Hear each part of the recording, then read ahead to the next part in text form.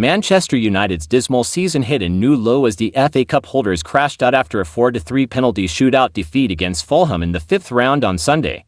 Ruben Amorim's side trailed to Calvin Bassey's first half opener at Old Trafford before Bruno Fernandes equalized to force a 1-1 draw after extra time. Fulham keeper Bernd Leno was the hero in the shootout as he saved from Victor Lindelof and Joshua Zirkzee, with the visitors converting all 4 of their kicks, booed off at halftime. It was another wretched result for United in a season that sees them languishing in 14th place in the Premier League. The 13-time FA Cup winners had reached the final for the last 2 seasons and beat Manchester City to lift the trophy last year. But there will be no trip to Wembley this season for United, who have only the Europa League left as a silverware chance. It's hard. We had the best chances in the game, but in the end the penalties can go both ways, and today it was not our day, Amorim said. I know that we are losing games and losing trophies during this season, but the goal is to win the Premier League. I don't know how long it's going to take.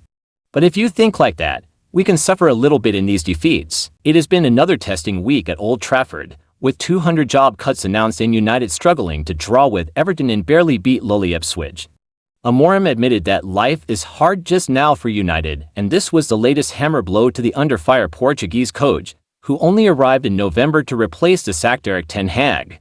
United head to Real Sociedad for the Europa League last 16 first leg on Thursday before hosting Arsenal in the Premier League. It didn't take long for Amorim to realize United were in for another dispiriting afternoon.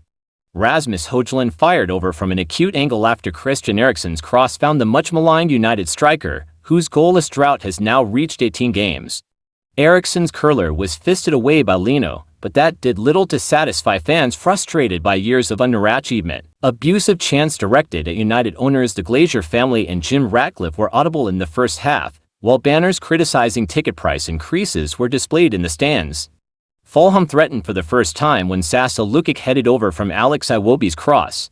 It was a warning United failed to heed as Fulham snatched the lead with their first shot on target seconds before halftime. United's weakness at set pieces was exposed as Andreas Pereira's corner was flicked on by Rodrigo Muniz, and Bassey reacted quicker than Nusser Mizraoui to head home from 6 yards. Amorim left Alejandro Garnacho on the bench for the first 53 minutes after the Argentine's petulant response to being substituted against Ipswich. The 20-year-old had stormed straight down the tunnel in an incident that Amorim said had been resolved after the winger agreed to buy dinner for his teammates. Amorim was forced to turn to Garnacho with United trailing, his introduction sparking a roar from the stands but little improvement from his team. United keeper Andre Onana had to plunge to his right to stop Emile Smith-Rowe, increasing Fulham's lead. Not for the first time this season, United captain Fernandes papered over the cracks for a while. Fernandes hauled his side level in the 71st minute, meeting Diogo Dalot's cross with a superb low finish into the far corner from 12 yards. Yet, although United had come from behind to beat Ipswich and draw with Everton, there would be no escape act this time. Onana denied Smith-Rowe in stoppage time, setting up a scrappy extra time period featuring few chances until Cheeto Obi nearly squeezed his shot past Leno. Ryan Sessegnon went close, with a powerful effort that Onana pushed away, but United's fate was finally sealed in a nerve-wracking shootout. Defeat to the Cottagers compounded a miserable start to Amorim's time in charge, with United down in 14th in the Premier League, 34 points behind leaders Liverpool. However, the Portuguese coach said ending the club's wait since 2013 for another Premier League title is his ultimate goal at Old Trafford, rather than cup glory. Please, like, share and subscribe to my channel, thank you. The goal is to win the Premier League, so I know that we are losing games and losing trophies during this season, but the goal is to win the Premier League again, said Amorim. I don't know how long it's going to take, but that is our goal. If you think like that, we can suffer a little bit in these defeats, a lot sometimes, but we have a goal, so we continue forward no matter what. The idea of United reigning supreme at the top of the English game again seems fanciful at the moment. Amorim has won just 5 of his 16 league games in charge. It's impossible to know how long it will take, he added, but you start understanding.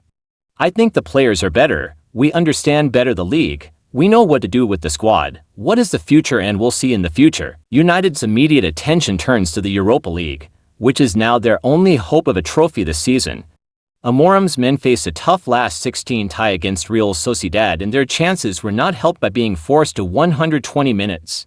It's really important, but we have to recover the players, try to push for the other players that are out because they were really tired, said Amorim. Manchester City were handed a tough trip to Bournemouth in Sunday's FA Cup quarter-final draw, while Aston Villa travelled to second-tier Preston.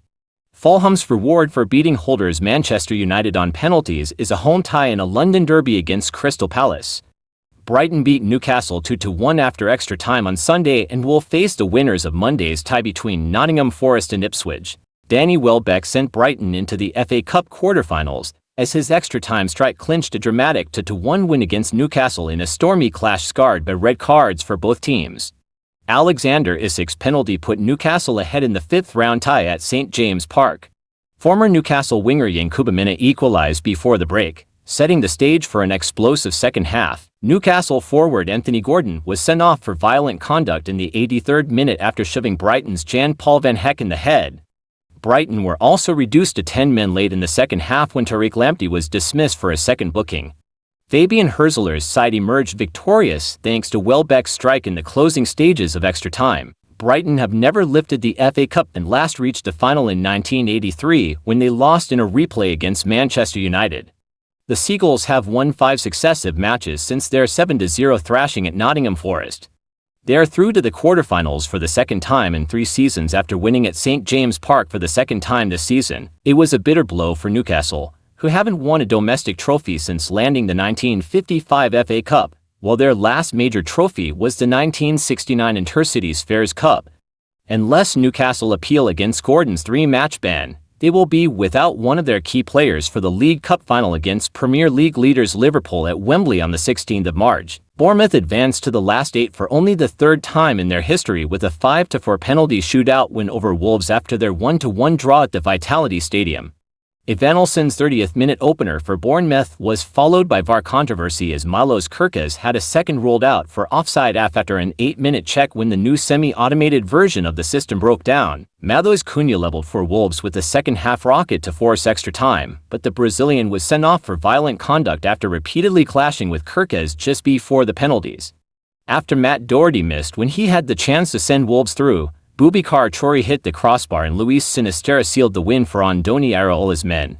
Please like, share and subscribe to my channel. Thank you.